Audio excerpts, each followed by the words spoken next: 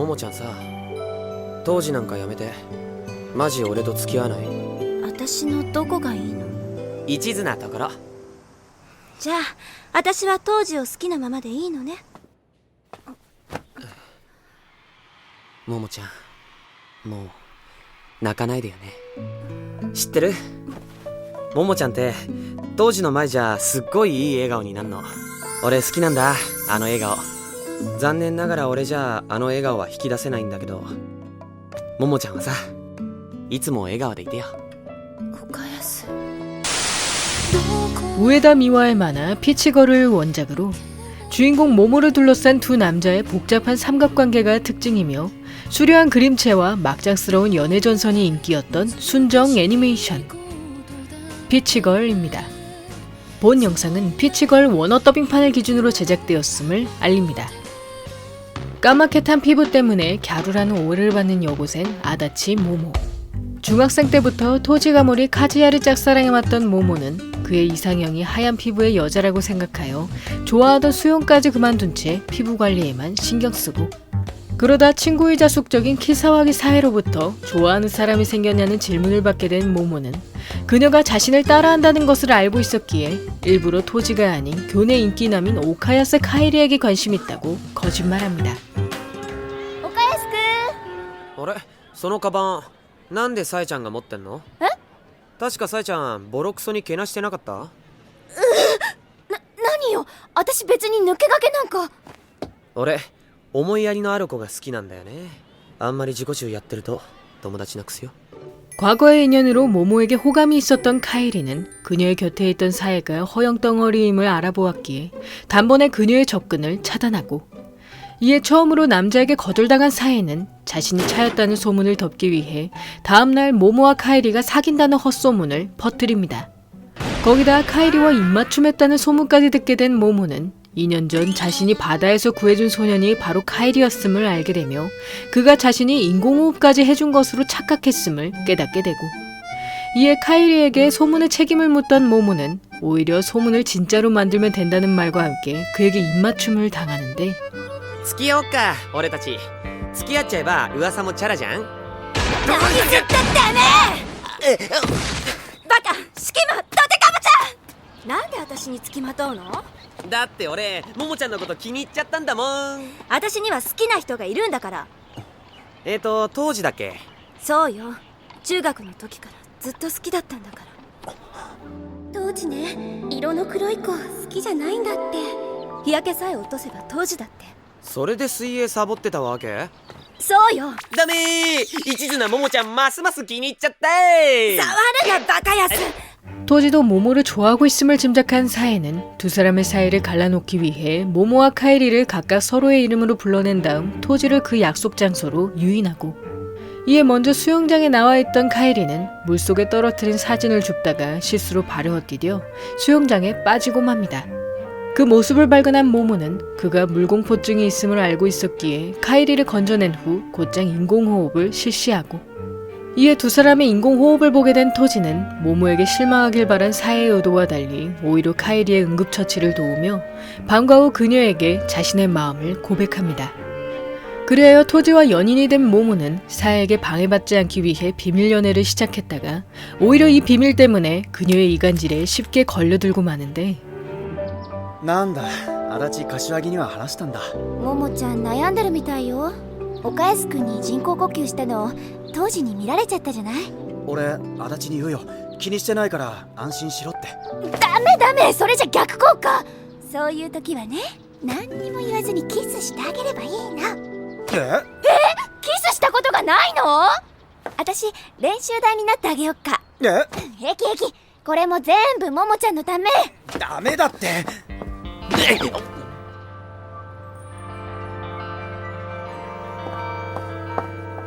ももちゃん、あんた気づいてるんでしょ？私の本命は当時なの。告白されて今付き合ってるの。だって私たちラブラブだもん。裏庭でキスされちゃったんだから。でも私にはサエの方から無理やりキスしたように見えたけど。当時ったらそんなにキスしてみたかったのかしら。けどまさかその翌日に告白しちゃうなんて。ももちゃんならすぐキスぐらいできると思ったのかしら。ごめんねももちゃん。後で当時きつく叱っとくわ。 사에의 능숙한 거짓말에 흔들리던 두 사람은 서로가 각각 사에와 카이리를 자신과 저울질한다고 오해하여 사에가 최악으로 치닫게 되고, 이에 토지와 사에를 떨어뜨리려던 모모는 그에게 사에의 본성을 털어놓으려 하지만 그녀가 착하다고 생각했던 토지는 모모의 말을 끝까지 믿어주지 않습니다. 그러다 토지가 갑자기 맹장염으로 입원했음을 알게 된 사에는 반 친구들에게 모모가 자신의 남친인 토지를 뺏으려 했다는 거짓말과 함께 그녀에게 입원 소식을 가르쳐주지 말 것을 부탁하고, 이에 사에의 이간질로 모모를 향한 서운함이 커져가던 토지는 뒤늦게 카이리에게 소식을 듣고 찾아온 모모를 보아도 전혀 기뻐하지 않는데, 私当時が入院したって知らなくて。よくそんな嘘がつけるわね。さえ、本当に今日の今日まで当時が入院してること知らなかったんだ。ちょっとやめて、何すんの。誤解ときたきゃ一人で来ればいいだろ。あんなやつ連れてくんなよ。私が一人で来たら当時私の話ちゃんと聞いてくれた？なんで私の言うことは信じてくれないのにサエの言うことなら信じるの？柏木が俺に嘘つくわけないだろ。騙されちゃダメよ当時。私がいつ嘘ついたって言うのよ。キスしたでしょ、岡安くんと。本当なのか今の話。ああ、違う違う、当時あれはね。前には聞いてない。付き合う前なら何したっていいってのか。だって抵抗する間もなかったのよ。俺の時は拒んだくせに。いい加減にしなさいよ。自分だってサエとキスしたくせに。なんで当時のキスを拒んだかって？サエと同じ日同じ場所でキスしようとしたからよ。あれはキスだけどキスじゃない。予行演習よ。ももちゃんとキスするためのね。バカじゃないよ。どこの世界に自分の彼女とキスするのに他の女と練習するやつがいいのよ。俺がバカなら足立は嘘つきだろ。別れよう。ふざけんじゃないわよ。何偉そうに。当時だってこっちから別れてやるわよ。ももちゃん、もう一回病室戻ろう。俺ちゃんと当時に謝っから。もういい。サエと付き合って散々振り回されて捨てられちゃえばいいのよ。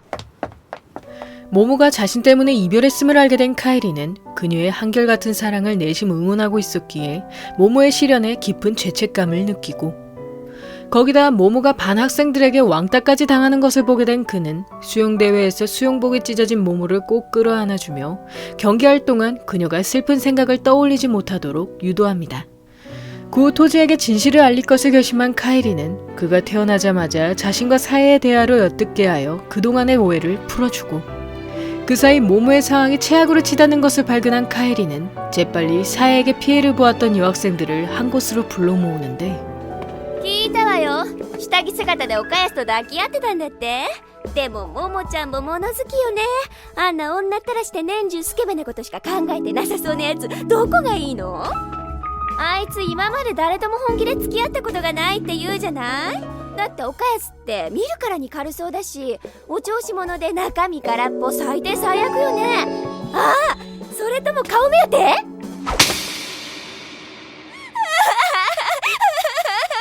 あんたなんて岡安のこと何も知らないくせに。少なくともあんたよりはずっとマシな人間よ。ひどい。何があったか知らねえけど殴ることないだろ。そうだ、柏木に謝れ。そうだそうだ。さえ、こんなことしてたら今に誰からも相手にされなくなっちゃうから。謝るもんか。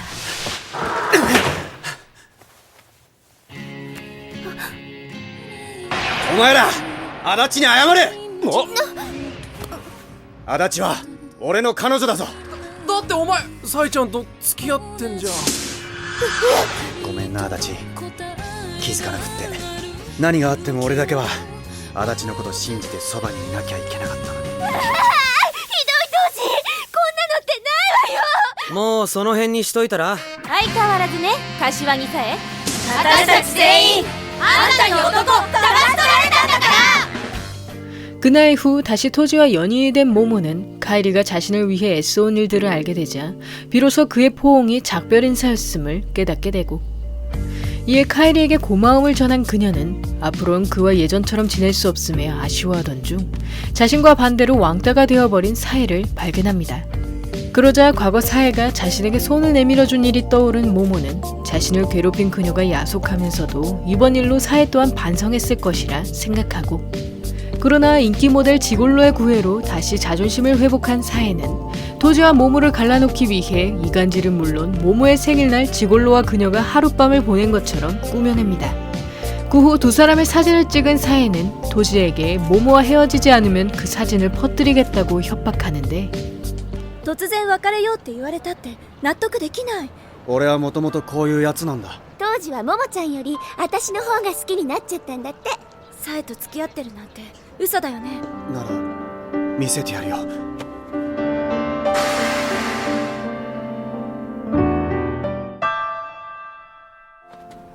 帰れよ。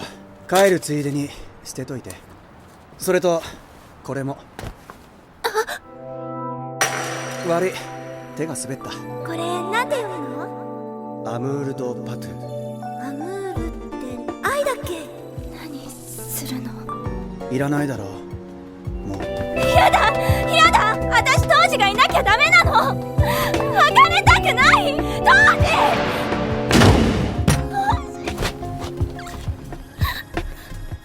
모모의 사진이 퍼지는 걸 막으려던 토지는 결국 그녀에게 잔인하게 이별을 고한 후 사에의 명령에 고분고분 따르게 되고, 이에 토지와의 이별에 큰 충격을 받은 모모는 카이리의 따뜻한 위로 덕분에 점차 자신감을 회복하며 무사히 첫 시련을 극복하게 됩니다. 그 후 2학년에서 카이리와도 같은 반이 된 모모는 그의 보호로 사에와 큰 트러블 없이 학교 생활을 이어가지만 이번엔 카이리를 좋아하던 여학생들의 미움을 사게 되고, 이에 야외 수업에서 산에서 조난된 그녀는 너무나 아름답게 핀 벚꽃을 발견하자 왠지 모를 서러움이 밀려오는데 ももちゃんみっけ。ああ、やっぱ泣いちゃってる。ばっかだな、迷子になるなんて。バカとは何よ。ごめんね、こんなとこに一人で心細かったね。何よ、なんでいつも弱ってる時ばっか。ずるい。やだよ、岡安。優しくしないでよ。ごめん、岡安。岡安のことは友達以上に大事だって思う。でもそれが好きって気持ちかどうか自分でもわからないの。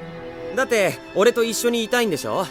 ならいいじゃん、それで。岡安のこと利用してるだけかもしれないのよ。いいよ俺、それでも。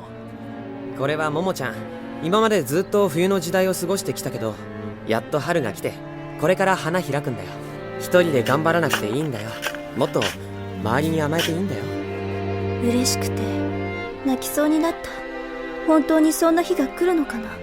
いつか花の咲く日が。当時を好きなままのももちゃんでいい。そばにいたいよ。知ってる？ももちゃん、桃の花言葉。私はあなたの虜です。あなたの虜です。 그렇게 카이리와 연인이 된 모모는 그와의 첫 만남이었던 2년 전 이야기를 나누던 중 카이리가 그날 죽으려고 바다에 뛰어든 것이었음을 알게 되고, 이에 세상 카이리에 대해 아는 게 없음을 깨달은 그녀는 우연히 그의 학생 수첩에 끼워진 여자 사진을 보게 되며 카이리가 그 사람을 진심으로 좋아했음을 깨닫게 됩니다. 그러다 카이리의 전 연인인 모리카를 만나게 된 모모는 그녀가 과거 카이리를 배신하고 그의 형인 류와 사귀었음을 알게 되자 더 이상의 의심을 거두고 카이리에게 선물할 핸드폰 케이스를 만드는데 いた。よーし。愛してるの。お願い一度だけ。私、明日シティホテルにいるから。わかったよ。はい、プレゼント。今のケースボロボロだったでしょ。いらないよ。もう、バカ！待った！モリカと俺、別に何も。ざけんな、この万年発情男。 그리고 다음날 시티 호텔로 찾아간 모모는 모리카가 사랑한다는 사람이 바로 카이리의 형인 류였음을 알게 되며 그와의 만남을 주선해달라는 뜻으로 카이리를 찾아온 것이었음을 깨닫게 되고, 그 과정에서 카이리로부터 류를 조심하라는 충고를 듣게 된 모모는 자신이 만난 그의 형은 매우 신사적인 사람이었기에 그가 마치 사해 같은 남자라는 카이리의 말을 믿지 못했지만, 결국 자신을 겁탈하려는 류의 행동을 통해 그가 동생의 여자를 뺏는 취미를 가진 인물임을 깨닫게 됩니다. 本当カエスの言ってた通り最低ですね。ひどいな。こう見えても純なところもあるんだよ。本気で好きな人には逆に手が出せなかったり、カイリーにも似たとこあるでしょ。何言ってるんですか？岡安はしょっちゅう。じゃあ君じゃないんだ。カイリの本命はあいつ。まさかまだ。ももちゃん抵抗しないの？岡安だったらいいよ。岡安大好き。ごめん。やっぱダメだ。ももちゃんのせいじゃないよ。ごめん。 그러던 어느 날 보건교사인 미사오가 과거 카에리의 가정교사였음을 알게 된 모모는 그녀가 지금도 료를 좋아하고 있다는 사실에 미사오가 아직 그의 본성을 모른다는 것을 짐작하고 그 미사오의 앨범을 구경하던 모모는 그 책자에서 카에리가 수첩에 끼워둔 사진과 똑같은 사진을 발견하면서 그가 정말 좋아하는 사람이 바로 미사오였음을 깨닫게 됩니다. ミサオちゃんのアルバム見たよ。ねえ、それって今でもミサオちゃんを好きってこと？ごめん。私のこと好きって言ったじゃない。あれってみんな嘘だったの？ごめん。どうしてよ！ごめん。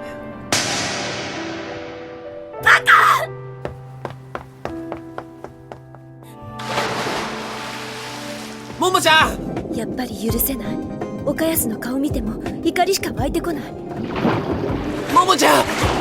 岡安！水苦手なんでしょ？ごめんね。話聞いてくれる？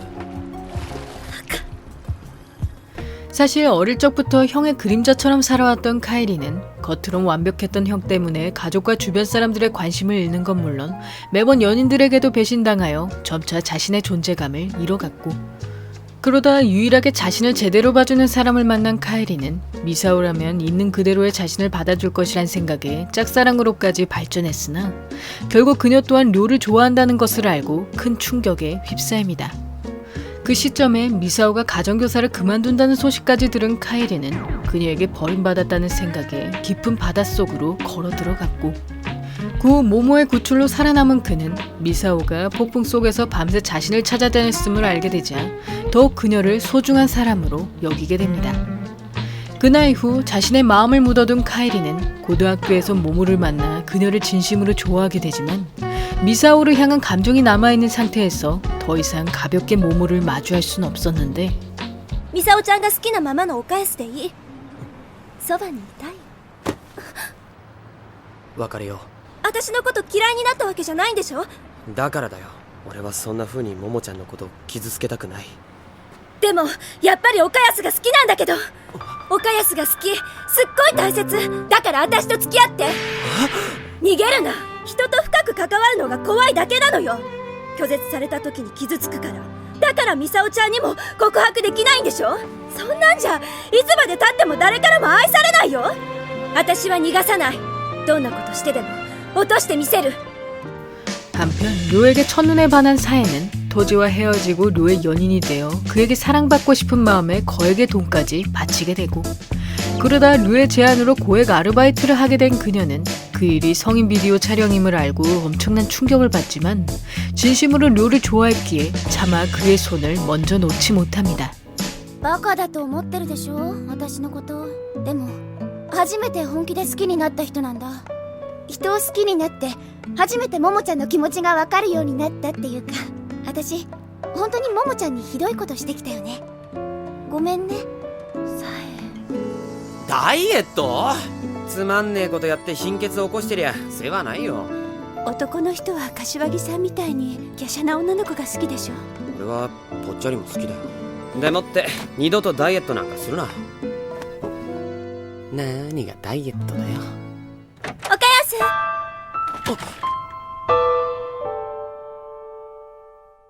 자신의 어중간한 태도 때문에 모모가 상처받는 것을 보게 된 카이리는 그녀에게 잠시 거리를 두자고 말한 뒤 끝맺음을 위해 미사오에게 자신의 마음을 고백하고, 그런 카이리의 마음을 정중히 거절한 미사오는 그의 고백에 덩달아 용기를 얻어 자신도 료에게 마음을 전할 것을 결심합니다.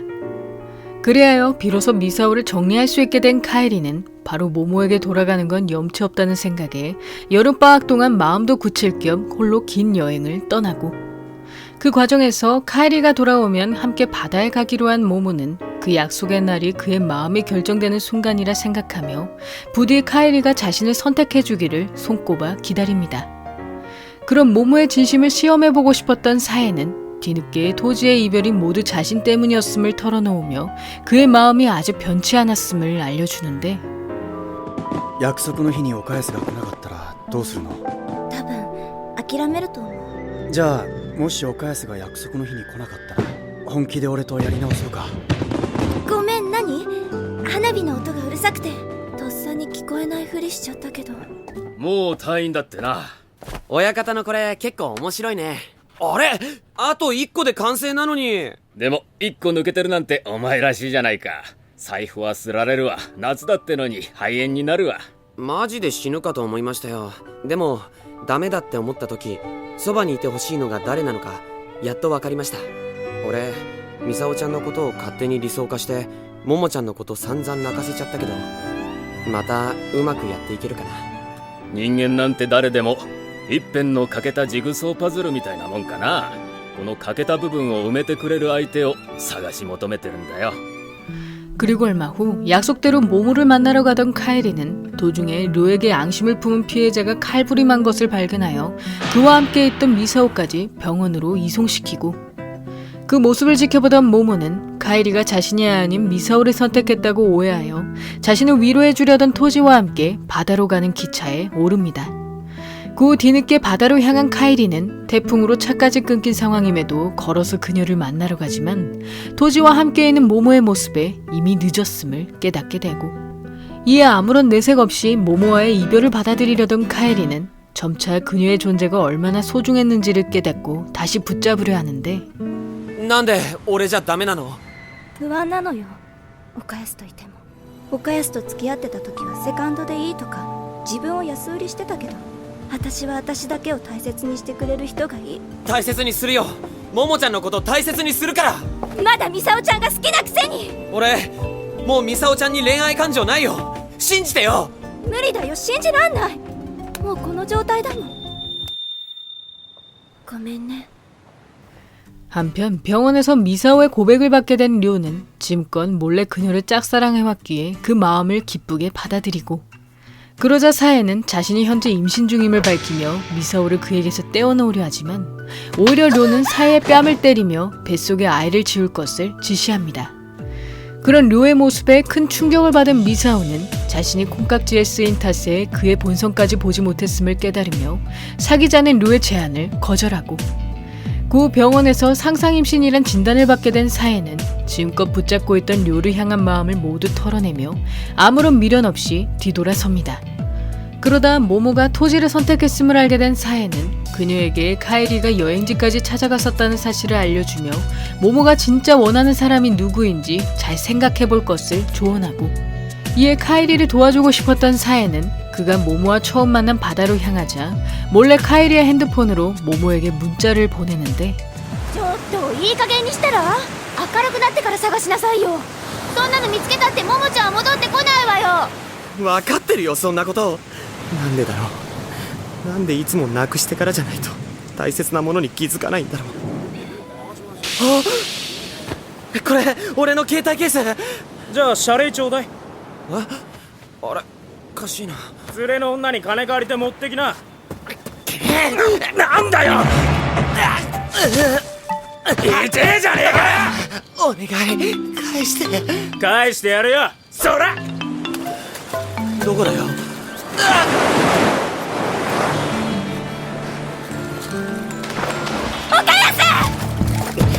マジで足が動かない。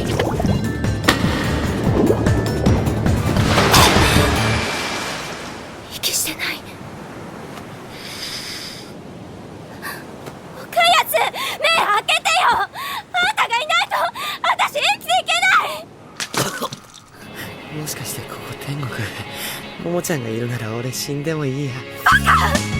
せっかく助けたのに死ぬとか言わないでよ。ももちゃん俺大好き。大好きだよ、岡安。 토지를 뿌리치고 카이리를 찾아간 모모는 그가 바다에서 죽는다는 문자를 보낸 사람이 사에였음을 알게 되며 자칫하면 정말 그를 잃을 뻔했음을 깨닫게 되고, 그렇게 서로의 사랑을 확인한 두 사람은 처음 만났던 장소에서 다시 새로운 시작을 다짐하며 피치걸은 끝을 맞이합니다.